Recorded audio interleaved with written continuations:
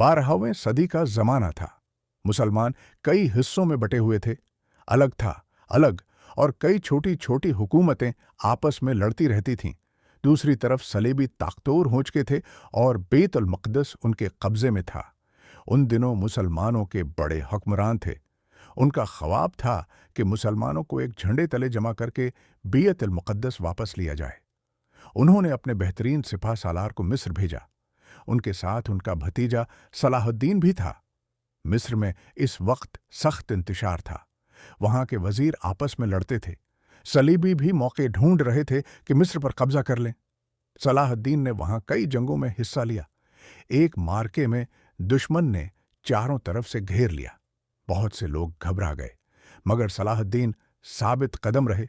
उन्होंने फौज को संभाला और शिकस्त को फतह में बदल दिया।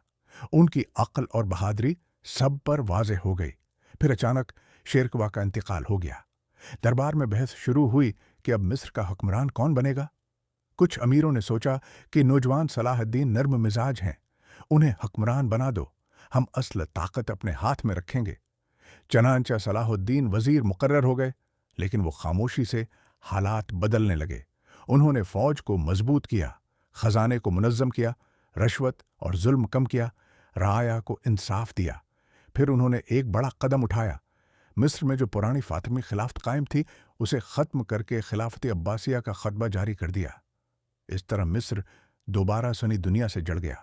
ये बहुत बड़ा सियासी फैसला था। कुछ लोगों ने बगावत की, मगर सलाहुद्दीन ने हिकमत से सब काबू कर लिया। फिर का इंतकाल हो गया। अब शाम में इंतशार फैल गया। कई हुक्मरान अलग अलग ताकत चाहते थे। सलाहुद्दीन मिस्र से शाम आए। कुछ शहरों ने खुशी से इत्ताअत कबूल की, कुछ ने मुखालफत की। उन्होंने कभी सुलह से, कभी जंग से पूरे शाम को मुत्तहद करना शुरू किया। उनके साथ आ गया, फिर भी उनके ज़ेरे असर आ गया। अब पहली बार मिस्र और शाम एक ताकत बन गए। सलाहुद्दीन जानते थे कि बैतुल मुक़द्दस लेने के लिए पहले पूरे इलाके को मुत्तहद करना ज़रूरी है। कई बरस उन्होंने तैयारी में गुजारे, फौज को तरबियत दी, किले मजबूत किए, रास्ते महफूज किए, लश्कर को नज़्म और ज़ब्त सिखाया। फिर 1187 ईस्वी आया। सलीबियों ने मुसलमानों के काफिलों पर हमले किए, मुआहदे तोड़े। सलाहुद्दीन ने ऐलान किया कि अब फैसला होगा। वो एक अजीम लश्कर के साथ निकले। दोनों फौजें के मकाम पर आमने सामने आए।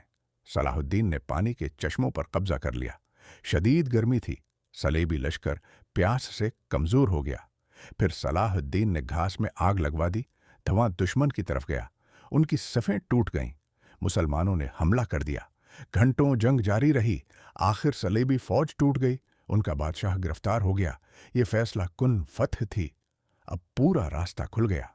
सलाहुद्दीन ने एक एक करके सलीबी किले वापस लेने शुरू किए और कई शहर वापस आ गए।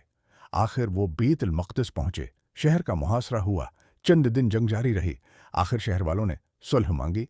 सलाहुद्दीन ने कबूल की। 2 अक्टूबर 1187 को वो शहर में दाखिल हुए। उनका सिर झुका हुआ था। वो फातिह की तरह नहीं, शुक्रगुजार बंदे की तरह दाखिल हुए। वो सईदे मस्जिद उक्सी पहुंचे। को सलेबियों ने बदल दिया था। उसे पाक किया गया, धविया गया, खुशबू लगाई गई। सलाहुद्दीन ने वहां नमाज अदा की।